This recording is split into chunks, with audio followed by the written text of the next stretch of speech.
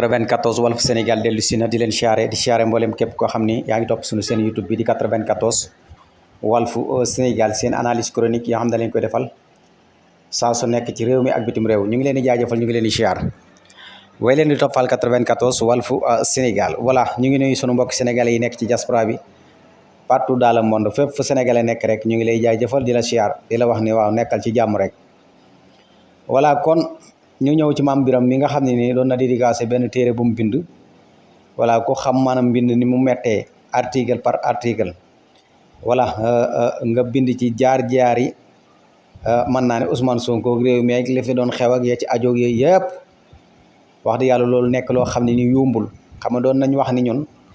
bi mbir mi mettee ci 2021 daan nañ wax naan xam naa ne bindkat yi ñu ngi bind voilà ñi nga xam dañuy gëstu ay histoire ñi nga xam dañuy denc ay histoire kenn ku ci nekk la nga xam ne moom la sa xam-xam màcc xëy na ñooñu moom ñi ngi def seen rôle kon lu fi waaye di def na leer loolu waxoon nañ ko depuis 2021 voilà boobu xamoon nañ ne ay bindkat a ngi fii ci Sénégal ñoo xam ne ni bu ñuy bind yàlla rek la ñuy teg voilà li ñu gis rek la ñuy bind li ñu xam rek la ñuy bind te loolu boo ci yemee daanaka mën naa ne mooy sa xam-xam voilà moo tax Mame Birame ci ay analyse am voilà ci ay chroniques yi mu daan def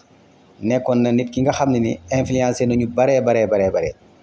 orienté na tamit ay ndaw ñu bari ak nit ñu baree ci ay chroniques mag ya ci aju réew mi ni mu doon déroulé doon na ci wax xalaatam ndega li muy toog di wax xalaatam tamit mi ngi ko booleeg di bind te ku nekk xam na ni bind daa yombut voilà xam nga bind mën nañoo wax nii wala diwa bind téere bii mais soo demee ba ci biir ba gës ko ba ci biir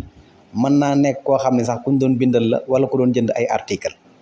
ndax fii moom lépp a fi am waaye Mame Birame ci boppam day nit koo xam ne ci comportement boo ko gisee da nga xam ni kii Sénégal rek a ko ñor dëgg rek a ko ñor te li mu xam rek lay wax ñun loolu lañ gis ci moom quoi voilà kon téeréem bi gis nga ko dédicacé na ko kan sénégalais yëpp dañ ko war a weccee ko xam bu baax a baax ndax lii téere moom day dem ci àdduna bi partout dans le monde voilà moo tax bind téere yombul ndax lépp loo ci bind rek comme day dem te histoire la te daf fi wéy di des téere yi kon yaakaar naa ni kooku nekk ne ki nga xam ne nii ni mu sonnee ci loolu war nañoo mën a dem nag wax dëgg yàlla jàppale ko jënd téere bi su ko defee voilà ñu denc ko wala liir ko wala yaa ma gën a xam waaye en tout cas daal Mame Birame ndekete punkal la ci gars yi la bokk ndekete daal du n'importe quoi parce que ab téere moom ku ko bind moom vraiment doo n'importe voilà li fi amoon nag jaar-jaar yi xëy na mënul woon a ñàkk ne dina am ku ci bind moom voilà xëy na tamit mën naa am moom it